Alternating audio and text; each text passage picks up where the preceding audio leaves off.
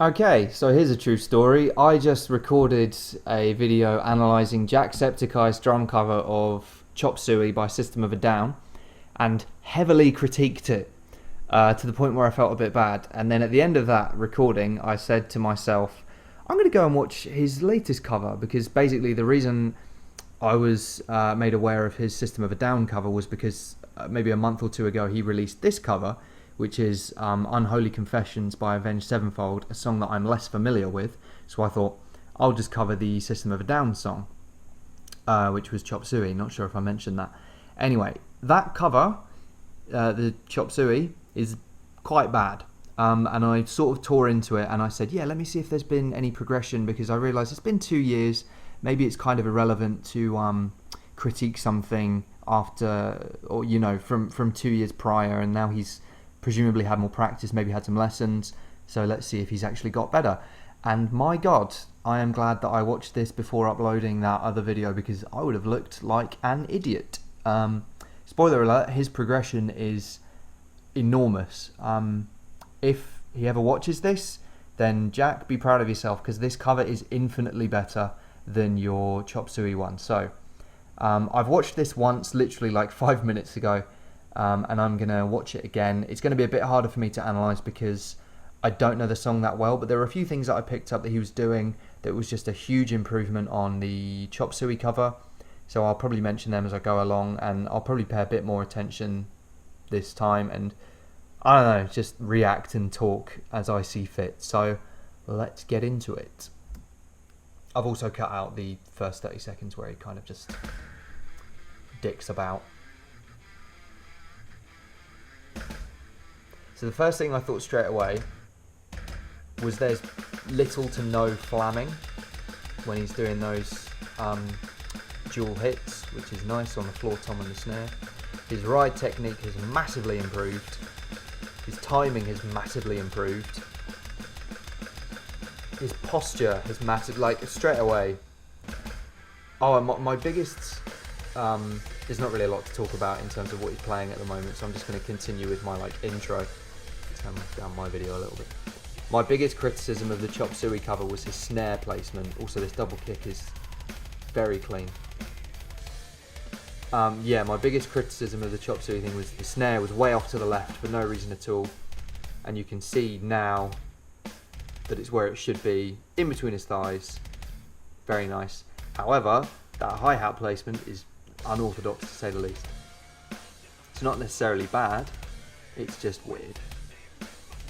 Maybe he's done it for the purpose of this song.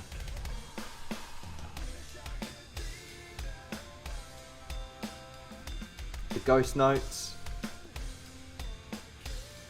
So that was another criticism I had of the Chop Suey cover that no one will ever see, is that his accenting on the snare was non-existent, whereas now he's killing it with those ghost notes. They're not too many and they're not the most complex ghosts in the world, however, much better. That's fill-in as well is harder than it looks because it's slightly off tempo or off beat.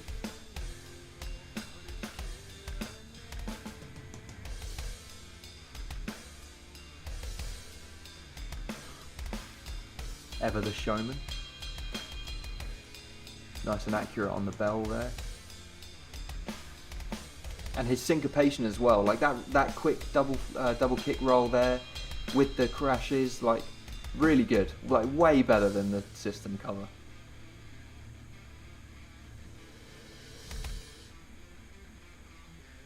That's a lot harder than it looks to do on an electronic kit, trust me. As someone who has acoustic and electric,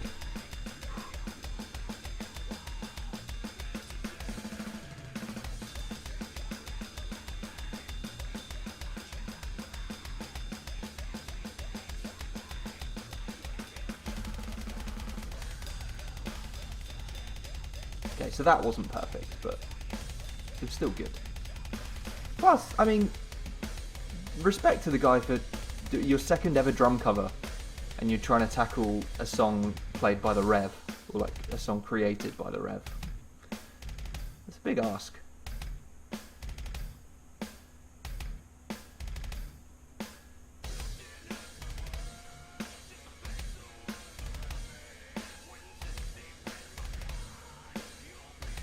It's not to say this is the most challenging song ever. It's not even in the top 20 most challenging Avenged songs, but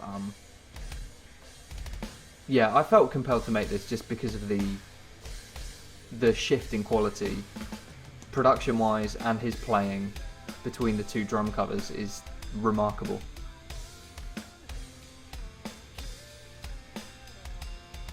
He looks more confident. He's playing with more control.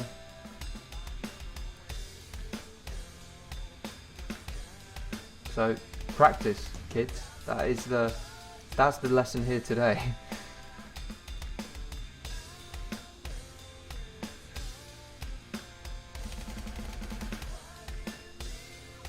Not bad.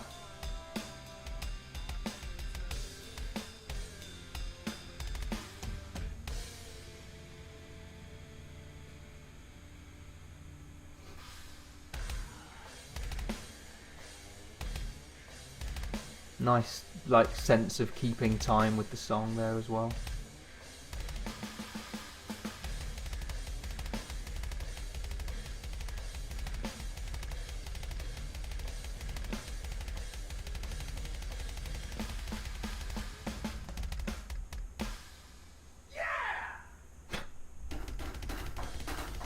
Okay, so now he's just really good ending as well. That double bass pattern that is played at the end of the song for the last few bars there is again harder than it looks.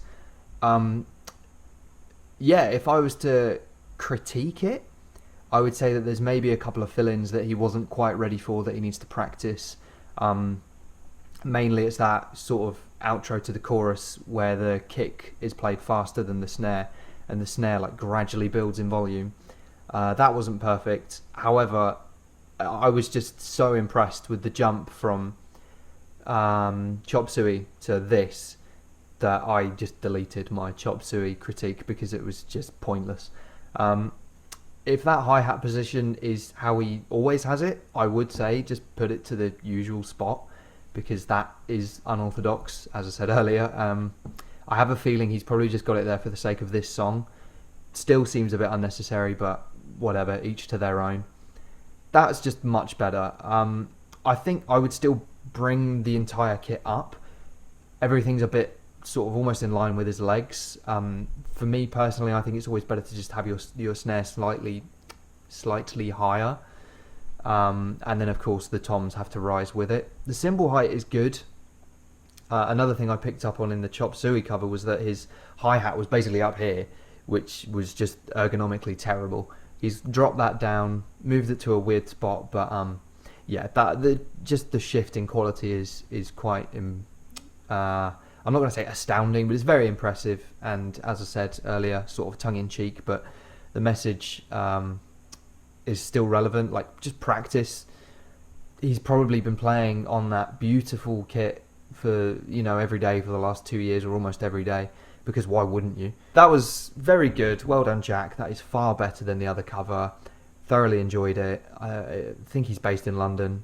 If somehow he sees this and he wants some lessons, hit me up. Thanks for watching. Bye.